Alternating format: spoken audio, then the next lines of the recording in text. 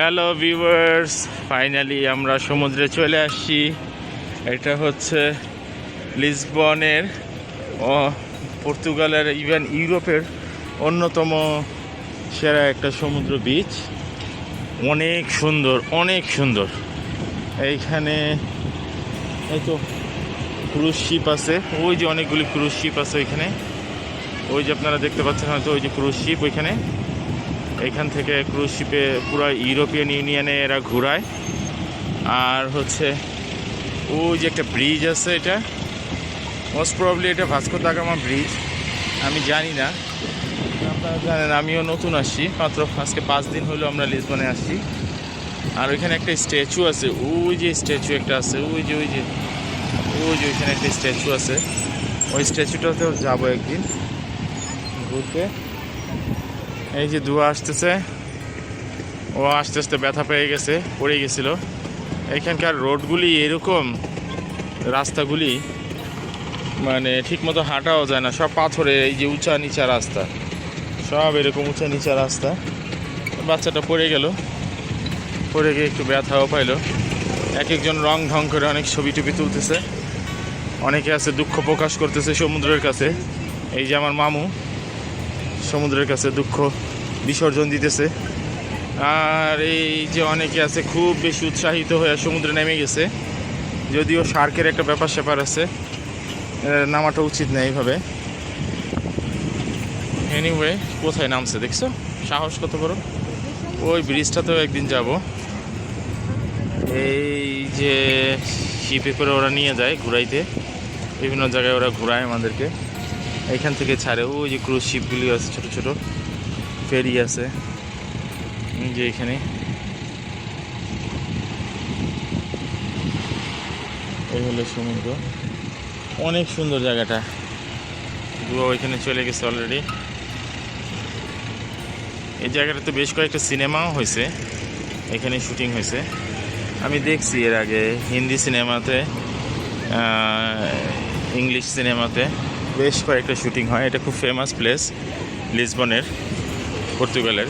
Even not only Portugal, পুরো ইউরোপের অন্যতম ফেমাস এই বিচটা।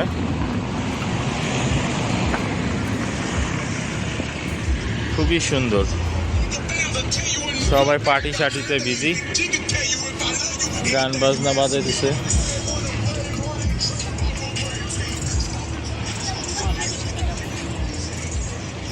তুমি কি মনে করো অ্যানি, এই বীজটা কি সুন্দর? হ্যাঁ, আমি মনে করি বীজটা সুন্দর। তুমি মনে করো বীজটা সুন্দর? তো ময়লা তো ওই যে। Hello hello good baby. একদিন আমরা ওই যে স্ট্যাচুটার মধ্যে যাবো, ওই যে ওইখানে একদিন যাবো এই ব্রিজ দিয়ে। হ্যাঁ, হাই দুয়া। ব্যথা বেশি পেয়েছো? হ্যাঁ, এখন বেশি করতেছে ব্যথা? নো,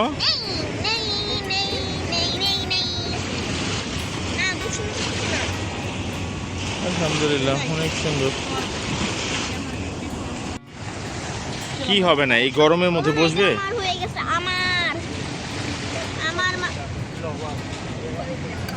খুবই সুন্দর বিচটা।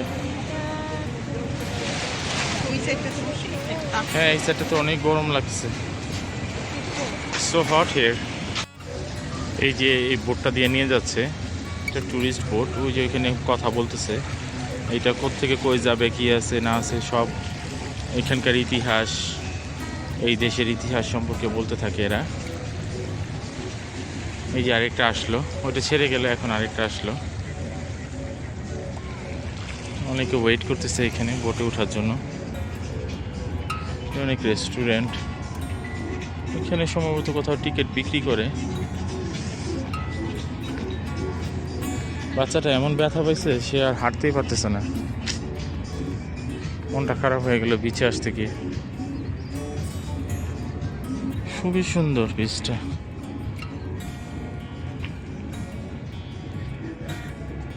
এই পরে যাবে তো দুয়া।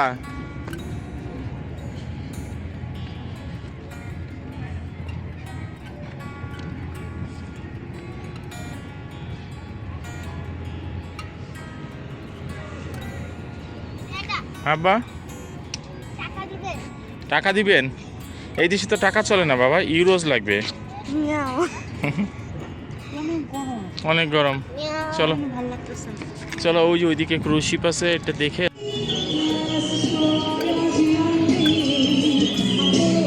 এইসব রেস্টুরেন্ট যদিও বাইরে খোলা, গরমের মধ্যে, তো অনেক দাম এইসব জায়গার খাবার। সমুদ্রের পাড়ে যে এর জন্য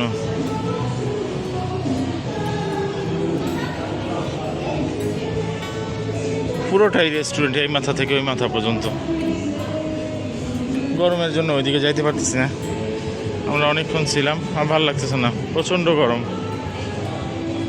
এই পরিমাণ গরম পড়ছে বিগত 5 দিন যাবৎ, লাস্ট 5 ডেজ, এটা মানে আনটলারেবল। এইরকম এক পরিস্থিতি গরমের, কোনোভাবেই সহ্য করা যাচ্ছে না গরমটা। হ্যাঁ বলো।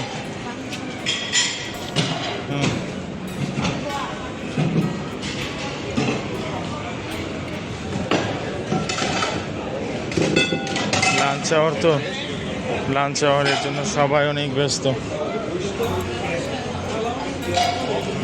মনে হয় রাতে একটু আরাম হবে অনেক ঘোরাটা। ফ্রাইডেতে আবার আসবো। হ্যাঁ হ্যাঁ, অনেক গরম।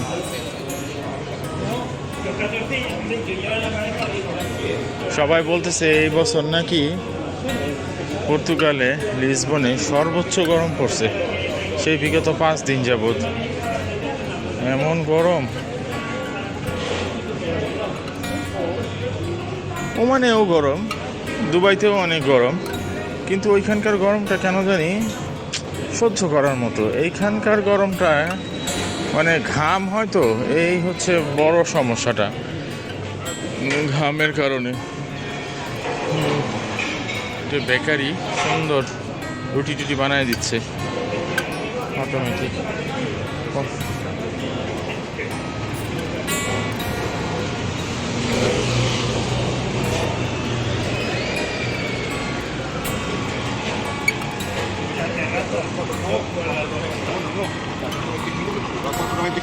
ওকে, নেক্সট ভিডিওতে আবার দেখা হবে।